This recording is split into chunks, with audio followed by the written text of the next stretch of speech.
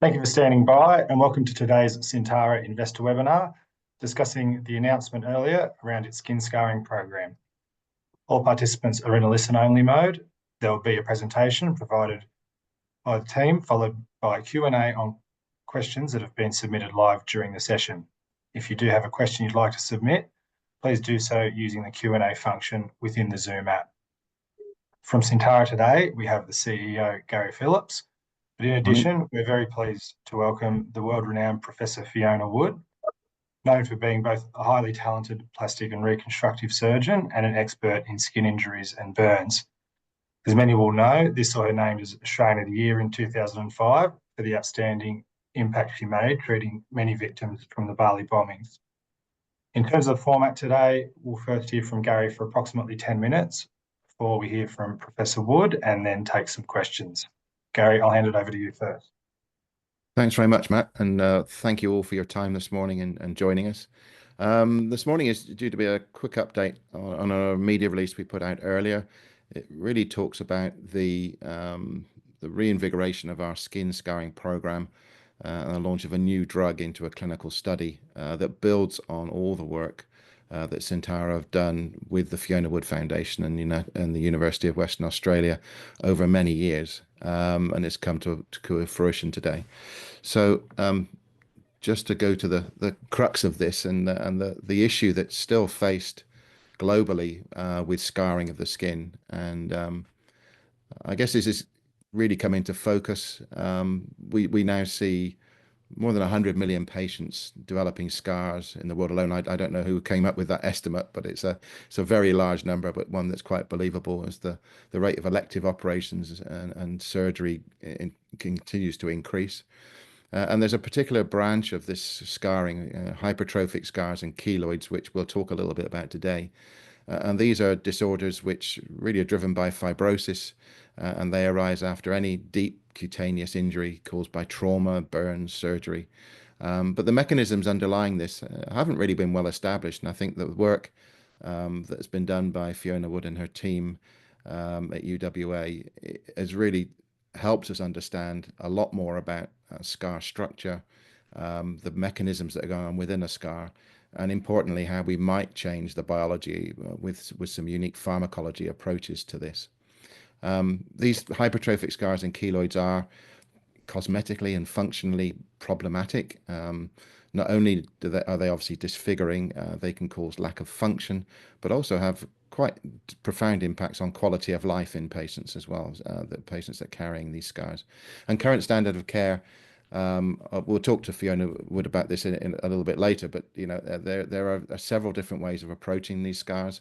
But I think it's fair to say that there's room for improvement here. And again, the early promise of the preclinical work that we did with the team over in Western Australia showed that a LOX inhibitor, a pan-LOX inhibitor approach given topically to the skin does seem to have a way of modulating critical stages in scar formation and held out promise for going into clinical studies. So the team together did go in to do a study, and we had an earlier compound called SNT 6302 that went through early stage healthy volunteer studies and then into a patient study, patients with very mature scars, or patients actually that ended up with an average scar age that was, I think, around about 13 years, so very mature scars. And in that study, we learnt a lot, and we identified the need for and ideas for further improvements. 6302 did have a good safety profile. We didn't have any serious adverse events, but we did see 2 patients who withdrew because of reversible rash.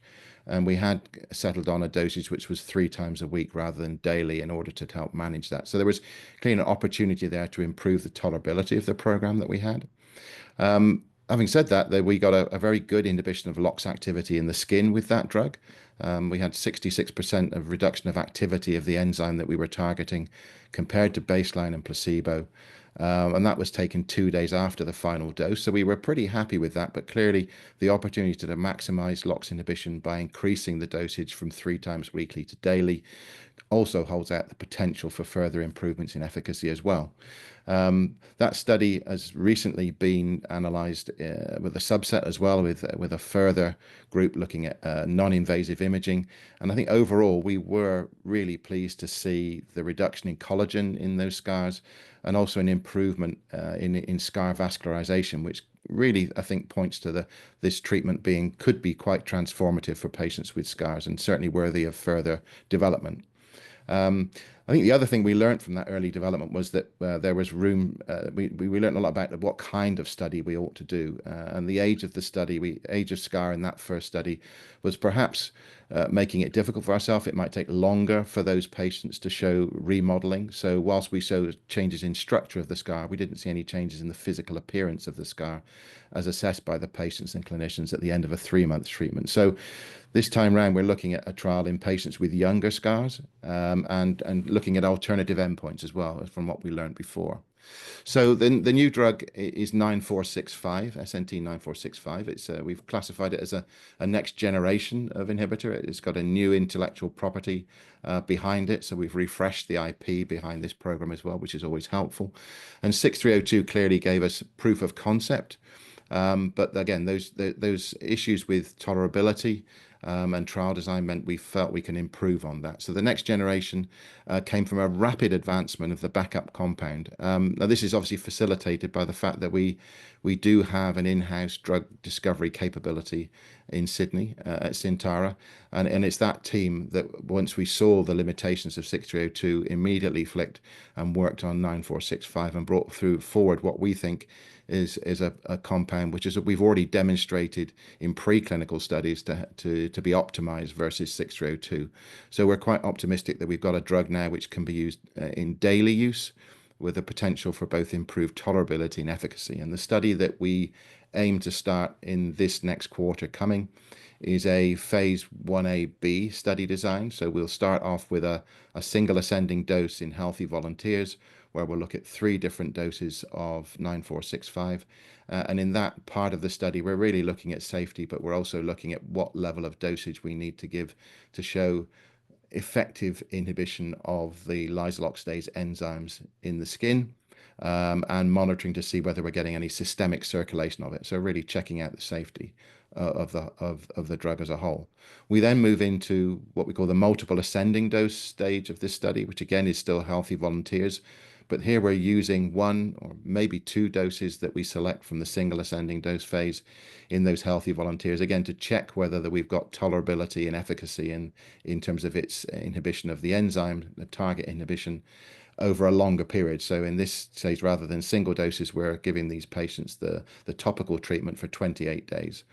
And that's the stage where we'll really see whether we have de-risked the compound and whether we are seeing improved tolerability, and we're not seeing some of the redness that we saw in a few patients with 6302. Having done that, we move then quickly on to a study in patients with scars.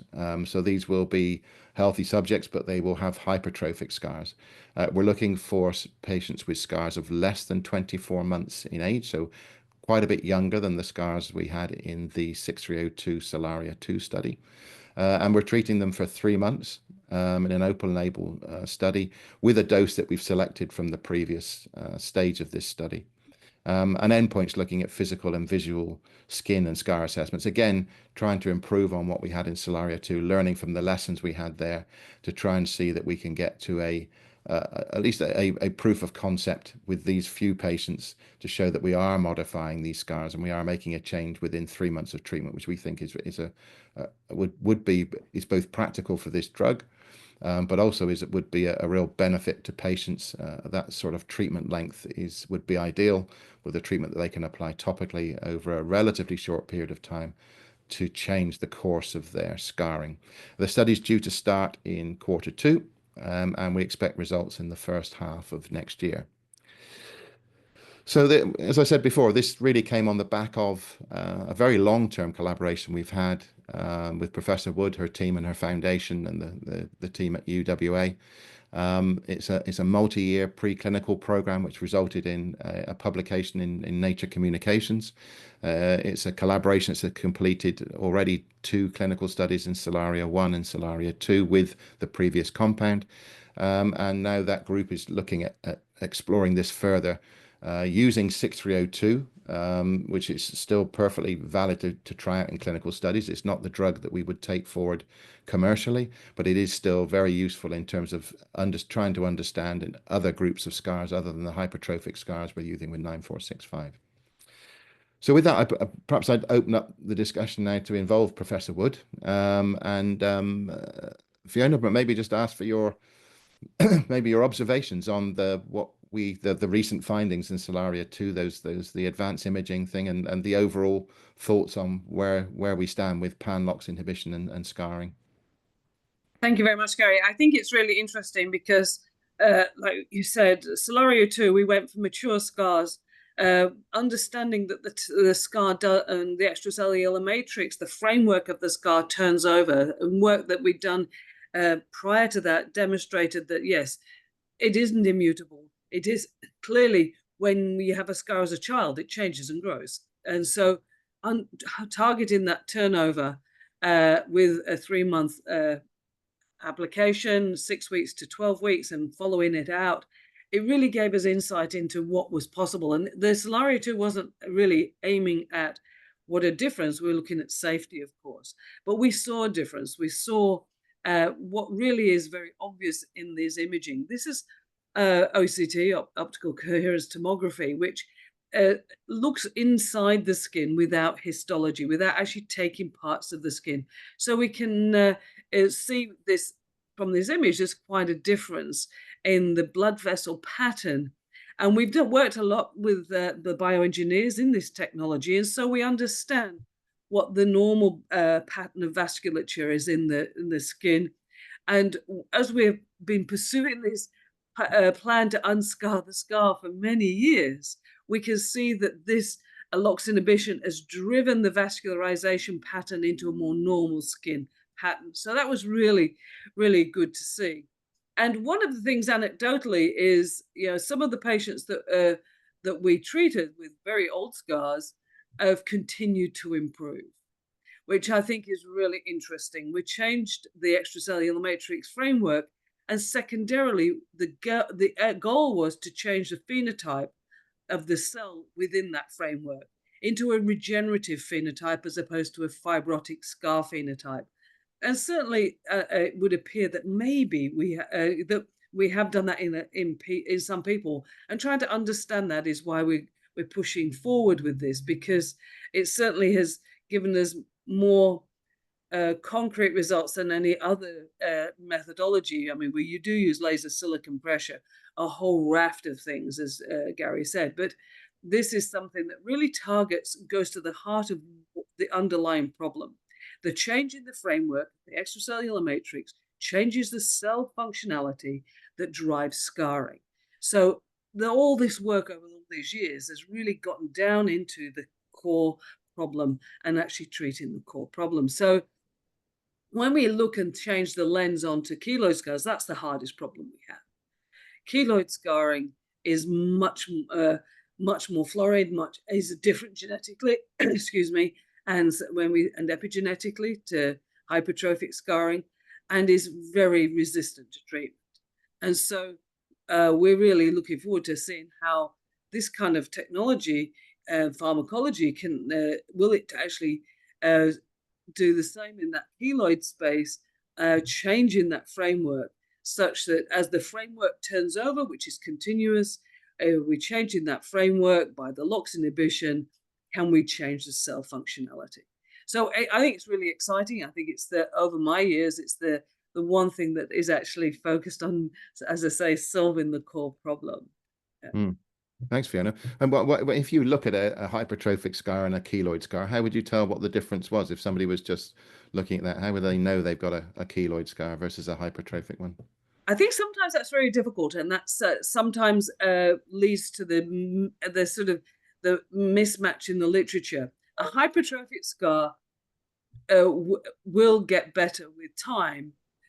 Symptoms are often similar with itch and pain, but a keloid scar doesn't get better with time. It continues to expand beyond the zone of injury. And so the history is really key in this, understanding what the original insult was, understanding the path that scar has taken to the point where you're taking that history, which is really important. And then, because the examination is sometimes difficult to see, I think our work now demonstrates that if we access tissue, we can see the difference epigenetically. But without that, sometimes to distinguish it is really, really challenging. And so the keloids that we'll be treating will be well and truly established keloids in this trial, so that we don't muddy the waters by introducing the hypertrophic scar group that we know will respond because of our previous work. So we're taking the history, the following the patients, making sure that they don't improve over time, and then introducing them into the study. Do you think the endpoints in a keloid scar study might be a bit different from the ones that we're using for the hypertrophic scars, or are you looking for something a bit different from them? I think you're looking for scar improvement, absolutely. So yes, that is a similarity, but how is that measured? Volume is much greater in the keloid scars often, and so the volumetric analysis is, I think, lends itself to the keloid scars, and that also lends itself to actually, putting something concrete around it in terms of the numerical outcome. But there'll be a lot of things that are similar. Absolutely, the patient appreciation of any improvement is fundamental, because the POSAS scars, the patient assessment scars, systems, I should say, questionnaires, will be the same across both. Yeah. Okay. Thank you very much, Fiona. Matt, I think at this point we perhaps open it up for any questions. Yes, thanks very much, Gary. Yes, as a reminder to anyone in the audience, happy to take questions, and if you have one, please feel free to type it in using the function within Zoom. The first one, Gary, reads, considering this is an improved version of the original skin scarring drug, is there scope to have this drug progress quickly, or is that limited by the lack of clinical development of the original drug? No, I think the advantage we've got, having already had 6302 in the clinic, is that that's effectively de-risked this next program, so we can move quickly and more confidently with this one. So, we can see from our preclinical test that this drug is at least as potent as 6302 in inhibiting lysyl oxidase enzymes. So, we don't believe we're going to be surprised when we put it into the phase 1 study.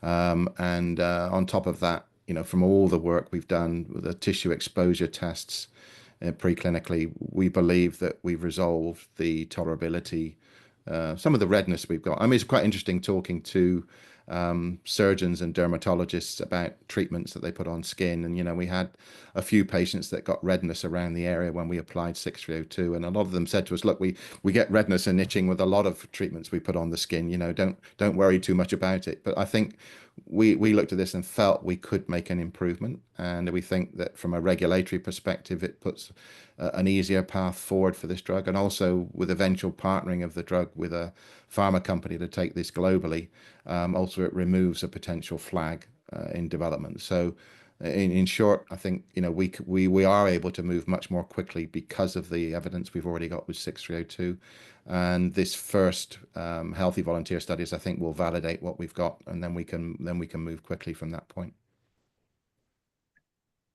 Thanks, Gary. One for you, Professor Wood. In your experience, have you seen any other drugs, be that topical or oral, that have improved scarring in a clinical trial? And if not, what does that mean for Syntara's drug? I think that trials in scarring are challenging, absolutely. But the traditional things that we use, such as laser and steroid, we can demonstrate a difference. And so certainly as we go forwards, we can measure against the standard of care, because the standard of care is exactly that. The problem with it is it's not reliable, not good enough. Yeah, and so the steroids and traditional therapies, particularly in keloid scars, have a very high incidence of recurrence. So that's what we're seeking to deal with. And by not just changing the inflammation around the scar, which is what most of the other things do, but in changing the core driver of what drives that into a scar. As I said, the framework of the skin. Once that is changed into a dense collagen network, then the cells within that behave differently. And so, despite the other drugs that we use, that doesn't change the core problem. What we do here does. So I think that's the key difference. Okay, thank you. Next question is, can you provide further comment on the similarities and difference between 9465 and the first gen compound? Any comments on mechanism of action are welcomed. Yeah, so that from a mechanism of action, it's identical. So, our program around lysyl oxidase has delivered us one drug which is in phase 2, looking at hematological cancers like myelofibrosis and myelodysplastic syndrome. That early drug in skin scarring, which is applied topically. So we understand the space really well. We understand the chemistry around it. So when we sought to improve the tolerability of 6302, we had some good ideas very early on about which elements of the structure of the compound that we could change that would improve the way that the body reacted to it, but without impacting on the efficacy of the drug in binding to the active sites on the enzyme and removing it from circulation. So from that point of view, the 9465, we believe, is as potent as 6302 in terms of its inhibition of the target, which is excellent. But at the same time, the improvements in the way it's tolerated by the skin will mean it can be used on a daily basis and therefore keep that inhibition level high all the time, which gives the opportunity perhaps to get an even more efficacious drug than 6302. And we shouldn't forget that 6302 did work. It did fundamentally change the structure of the scar, and we've seen the slides just now on the vascularization. It was a really successful trial that we ran, and we're trying to build on that now.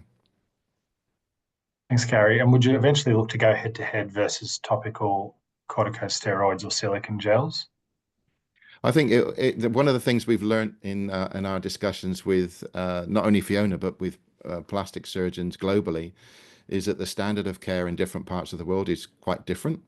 So I think what you're going to see, and also skin types are also quite different region by region. So you would find that Asian skin types are quite different from the average skin types you will find in European population, and then also in African skin types as well. So we are looking at a study beyond this, which then explores versus the standard of care in the regions where it's being used, and in the skin types in the regions where it's used as well. So, our aim as a company is to develop this drug and get it to the point where we have clear evidence that it changes the course of scarring.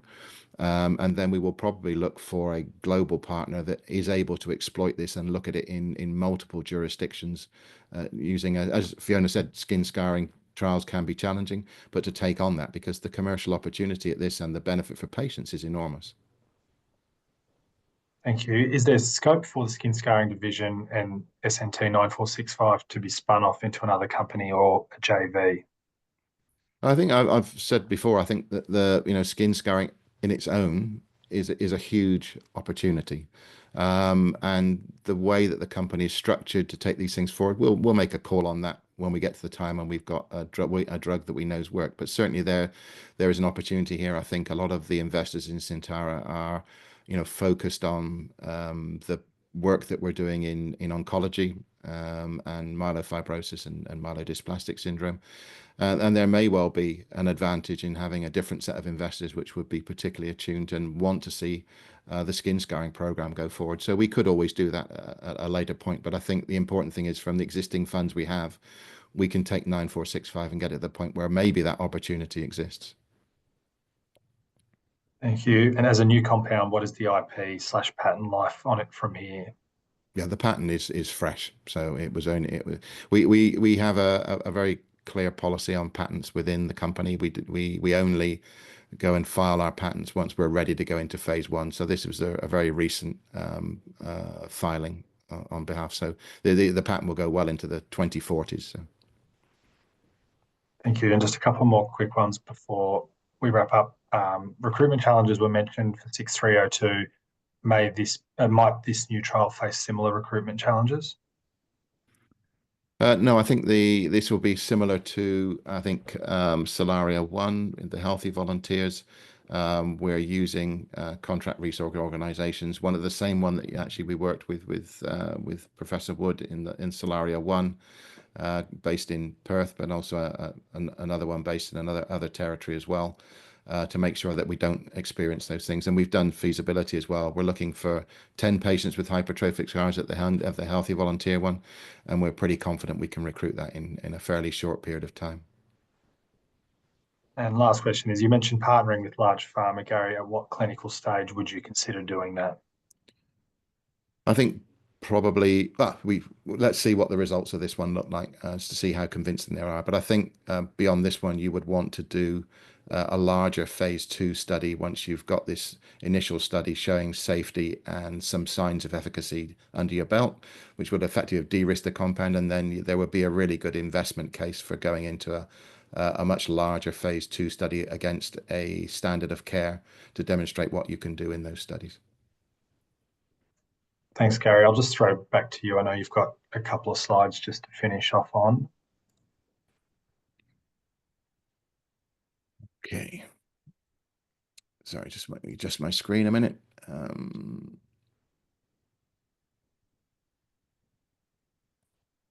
Yeah, so just to wrap up, first of all, I'd like to thank Fiona Wood for sharing her time and her expertise with us this morning. It's good. I think the relationship, the collaboration that we've had is a great example of industry and academia working together on translational science and clinical medicine for the benefit of patients. And it's been an absolute delight for the two groups, and we're delighted it's going to keep going and that we can keep supporting the group to look at other kinds of scars like keloids as well.